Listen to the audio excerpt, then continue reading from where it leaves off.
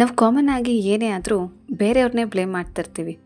ಅವ್ರು ಸರಿ ಇಲ್ಲ, ಇವ್ರು ಸರಿ ಇಲ್ಲ, ಅವರಿಂದನೇ ಹೀಗಾಗಿದ್ದು, ಇವರಿದ್ದಿದ್ರೆ ಚೆನ್ನಾಗಿರ್ತಿತ್ತು, ಅವ್ರು ಹೇಳಿದಾಗ ನಾನು ಮಾಡಬೇಕಿತ್ತು, ಇವ್ರ ಮಾತು ನಾನು ಕೇಳಬಾರ್ದಿತ್ತು. ಅಬ್ಬಬ್ಬಾ, ಹೇಳ್ತಾ ಹೋದರೆ ಬ್ಲೇಮಿಂಗ್ಸ್ಗೆ ಎಷ್ಟೊಂದು ಎಕ್ಸಾಂಪಲ್ಸ್ ಸಿಗ್ತಾ ಹೋಗುತ್ತೆ. ಬಟ್ ಒಂದು ನಿಜ ಹೇಳಲಾ, ಎಲ್ಲ ಆ್ಯಕ್ಷನ್ಸ್ಗೂ ನೀವೇ ಕಾರಣ. ನಿಮ್ಮಿಂದಲೇ ಆಗಿದ್ದು, ನಿಮ್ಮಿಂದಾನೇ ಮುಂದೆ ಕೂಡ ಆಗೋದು. ಹಾಗಂತ ಈಗ ನನ್ನ ಬ್ಲೇಮ್ ಮಾಡಬೇಡಿ. ಬಿಕಾಸ್ ಏನೇ ಆಗಿದ್ರು, ಆಗ್ತಿದ್ರು, ಮುಂದೆ ಆಗೋದಿದ್ರು ಅದು ನಿಮ್ಮಿಂದಲೇ. ಆ್ಯಂಡ್ ನೀವು ತೊಗೊಂಡಿರುವಂತಹ ಡಿಸಿಷನ್ನಿಂದಲೇ ಅಲ್ವಾ. ಆದರೆ ಅದನ್ನ ಒಪ್ಕೊಳ್ಳೋಕ್ಕೆ ಸ್ವಲ್ಪ ಹಿಂದೆ ಸರಿತಿದ್ದೀರಾ ಅಷ್ಟೇ. ಒಂದು ಸಲ ಸೈಲೆಂಟಾಗಿ ಕೂತ್ಕೊಂಡು ಥಿಂಕ್ ಮಾಡಿ ಯಾರಿಂದ ಎಲ್ಲ ಆಗ್ತಿದೆ ಅಂತ. ಆಗ ನಿಮಗೇ ಎಲ್ಲ ಖಂಡಿತ ಅರ್ಥ ಆಗಿಬಿಡತ್ತೆ. Hello everyone, welcome back to my channel. ಎಲ್ಲರೂ ಹ್ಯಾಪಿಯಾಗಿರಿ ಅಂತ ಹೇಳ್ತಾ ಇವತ್ತಿನ ಸ್ಟೋರಿ ನೋಡೋಣವಾ.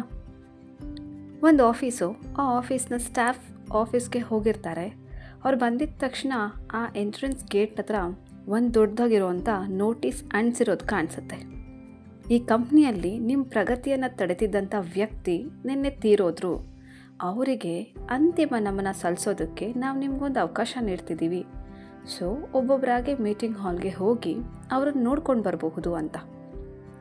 ನೋಟಿಸ್ ನೋಡಿದಂಥ ಎಲ್ರಿಗೂ ಮೊದಲು ಸ್ವಲ್ಪ ದುಃಖ ಆಗುತ್ತೆ. ಅದಾದಮೇಲೆ ಏನೋ ಒಂಥರ ಕ್ಯೂರಿಯಾಸಿಟಿ. ನಮ್ಮ ಬೆಳವಣಿಗೆನ ತಡೀತಿದ್ದಂಥ ವ್ಯಕ್ತಿ ಯಾರು ಅನ್ನೋಂಥ ಒಂದು ಕ್ವೆಶ್ಚನ್ ಎಲ್ಲರಲ್ಲೂ ಮೂಡುತ್ತೆ.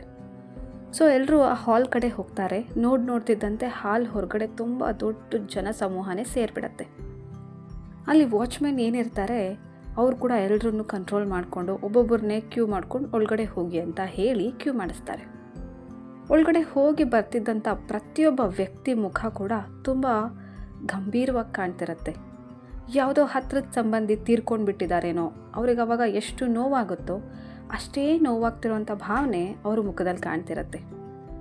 ಈ ಬಾರಿ ಒಳಗಡೆ ಹೋಗುವಂಥ ಸರ್ದಿ ಬಂದಾಗ ಒಬ್ಬ ಹಳೇ ಸ್ಟಾಫ್ ಇರ್ತಾರೆ. ಅವ್ರಿಗಂತೂ ಪ್ರತಿಯೊಂದ್ರ ಬಗ್ಗೆನೂ ದೂರುಗಳೇ.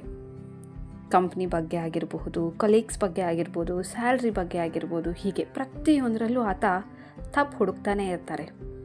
ಆದರೆ ಇವತ್ತು ಸ್ವಲ್ಪ ಖುಷಿಯಾಗಿದ್ದಂತೆ ಕಾಣ್ತಿದ್ರು ಅವರು. ಯಾರಿಂದಾಗ ನನ್ನ ಜೀವನ ಇಷ್ಟೊಂದು ಸಮಸ್ಯೆಗಳಾಗ್ಬಿಟ್ಟಿತ್ತು, ಆತ ಕೊನೆಗೂ ಹೋದ್ನಲ್ಲ ಅಂತ ಅಂದ್ಕೊಳ್ತಾ ತನ್ನ ಟರ್ನ್ ಬಂದಾಗ ತುಂಬ ಫಾಸ್ಟಾಗಿ ಶವತ್ಪೇಟೆಗೆ ಹತ್ರ ಹೋಗಿ ತುಂಬ ಕ್ಯೂರಿಯಾಸಿಟಿಯಿಂದ ಶವತ್ಪೇಟೆ ಒಳಗಡೆ ಇಣಕ್ಕೆ ನೋಡ್ತಾರೆ. ಆದರೆ ಅಲ್ಲಿ ಕಂಡಿರೋದೇನು, ಆ ಶವತ್ಪೇಟೆ ಒಳಗಡೆ ಒಂದು ದೊಡ್ಡ ಕನ್ನಡಿ ಇಟ್ಟಿರ್ತಾರೆ. ಇದನ್ನು ನೋಡಿದ ತಕ್ಷಣ ಅವನಿಗೆ ತುಂಬಾ ಕೋಪ ಬರುತ್ತೆ ಮತ್ತು ಜೋರಾಗಿ ಕಿರ್ಚಬೇಕು ಅನಿಸುತ್ತೆ. ಅಷ್ಟರಲ್ಲಿ ಆ ಕನ್ನಡಿ ಪಕ್ಕದಲ್ಲಿರುವಂಥ ಒಂದು ಥಾಟ್ ಅವನಿಗೆ ಕಾಣಿಸುತ್ತೆ. ಅದೇನಪ್ಪ ಅಂತಂದರೆ, ಈ ಜಗತ್ತಿನಲ್ಲಿ ನಿಮ್ಮ ಪ್ರಗತಿಯನ್ನು ತಡೆಯೋಬಲ್ಲೋ ಏಕೈಕ ವ್ಯಕ್ತಿ ಅಂತಂದರೆ ಅದು ನೀವು ಮಾತ್ರ. ನಿಮ್ಮ ಜೀವನದಲ್ಲಿ ಕ್ರಾಂತಿ ತರಬಲ್ಲ ಏಕೈಕ ವ್ಯಕ್ತಿಯೂ ನೀವೇ ಅಂತ ಬರ್ತಿರತ್ತೆ. ಜಗತ್ತು ಒಂದು ಕನ್ನಡಿ ಇದ್ದಂತೆ. ಅದು ಮನುಷ್ಯನ ತುಂಬ ವಿಚಾರಗಳ ಪ್ರತಿಬಿಂಬನ ಮಾತ್ರ ನೀಡುತ್ತೆ. ಶವತ್ಪೇಟೆಗೆಲ್ಲಿದ್ದ ಕನ್ನಡಿ ಅಟ್ ಪ್ರೆಸೆಂಟ್ ನಮ್ಗೆ ಹೇಳ್ತಿರೋದು ಏನಂತಂದರೆ, ಹೊರಗಿನ ಪರಿಸ್ಥಿತಿನ ಬ್ಲೇಮ್ ಮಾಡ್ತಾ ಕೂರೋದ್ರ ಬದಲು ನಮ್ಮ ಆಲೋಚನೆ ಮತ್ತು ನಾವು ನೋಡುವಂಥ ದೃಷ್ಟಿಕೋನನ ಬದಲಾಯಿಸ್ಕೊಂಡ್ರೆ ಖಂಡಿತ ಜಗತ್ತೇ ಬದಲಾಗುತ್ತೆ ಅಂತ. ಫಾರ್ ಎಕ್ಸಾಂಪಲ್, ನಿಮ್ಮ ಬಾಸ್ ಬದಲಾದಾಗ, ಫ್ರೆಂಡ್ಸ್ ಬದಲಾದಾಗ, ಅಥವಾ ನೀವು ಕಂಪ್ನಿ ಚೇಂಜ್ ಮಾಡಿದ್ರೆ ನಿಮ್ಮ ಜೀವನ ಬದಲಾಗೋದಿಲ್ಲ. ನಿಮ್ಮ ಲೈಫ್ ಬದಲಾಗಬೇಕು ಅಂತಂದರೆ ಅದು ನೀವು ಬದಲಾದಾಗ ಮಾತ್ರ. ಯಾವಾಗ ನಿಮ್ಮ ಜೀವನಕ್ಕೆ ನೀವೇ ಜವಾಬ್ದಾರರು ಅನ್ನೋಂಥ ಫ್ಯಾಕ್ಟ್ ನೀವು ಅರ್ಥ ಮಾಡ್ಕೊಳ್ತಿರೋ ಆಗ್ಲಿಂದನೇ ಬದಲಾವಣೆ ಅನ್ನೋದು ಸ್ಟಾರ್ಟ್ ಆಗುತ್ತೆ.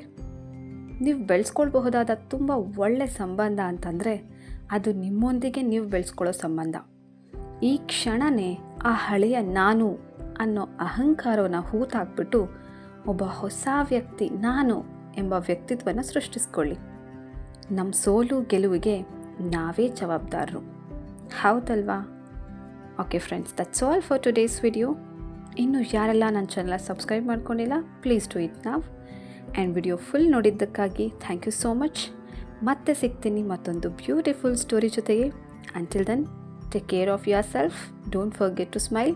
Finally, thanks for watching.